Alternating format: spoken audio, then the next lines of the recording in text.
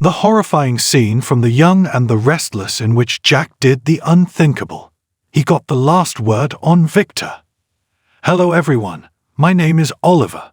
Welcome to my channel. Before starting the video, please go ahead and hit the subscribe button and give this video a like up. Who's the boss? Had a whole different connotation 19 years ago on The Young and the Restless. At J-Bot Cosmetics, Jack continued to believe, as before, that he was in charge. Calling security to tell them to stay low, Jack dealt with archenemy Victor's arrival like he was the big kahuna. He could have used some backup, though, if he could have gotten some. After all means necessary, you will be exiting this premises, Victor growled. I'm the one who's hired you. The guards will support me. Uncontrollably, Jack chuckled. This isn't owned by Newman Enterprises, he declared. At this place, you don't get to make decisions. However, Victor quickly pointed out, your father is one of them.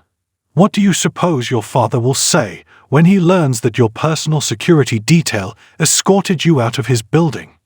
Do you picture this when you think of a prisoner of war? Very little, Jack said. He was still under the impression that Victor would be the one to get the boot.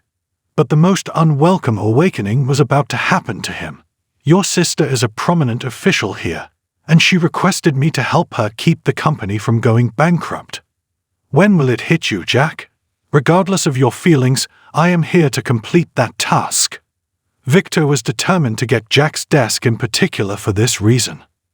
I would love to sit in the chair you're currently occupying, the mustache muttered under his breath. This is something I really enjoy. Neither of us should be involved. I want you out of it. Jack silently stood up from the highly coveted position of authority and pulled back the blinds. You think this chair is nice? He asked. This chair is yours, right? It went flying out the window, accompanied by a multitude of shattered glass. Finally, Jack said, sit on me. Jack may have lost the war, but he certainly won the battle. He even managed to get the final word in with Victor, which was quite an accomplishment. Take a look at the photo gallery below for a ranking of the best characters ever from The Young and the Restless. Then, before you jump into the comments to choose your favorite Victor/Jack confrontation, you can re-watch the historic moment up top. For all intents and purposes, it's just another gladiatorial arena.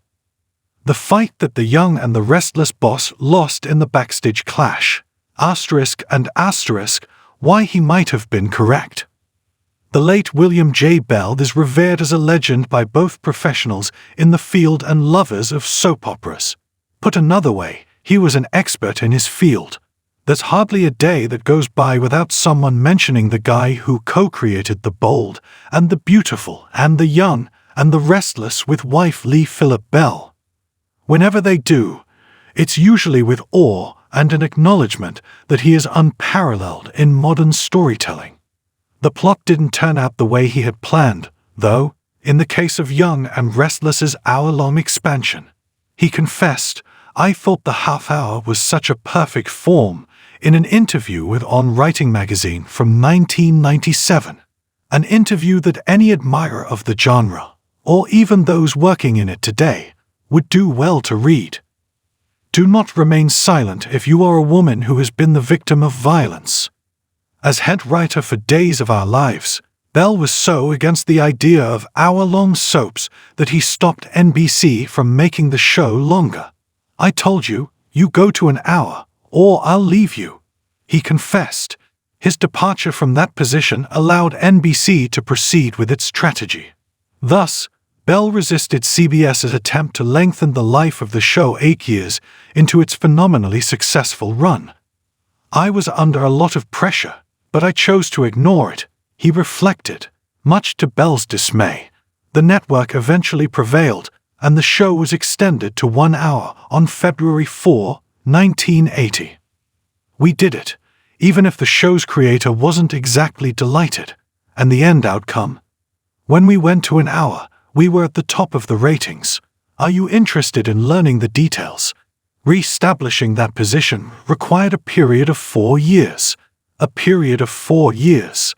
The show did, in fact, return to its former glory in the ratings, and it has maintained that position for decades.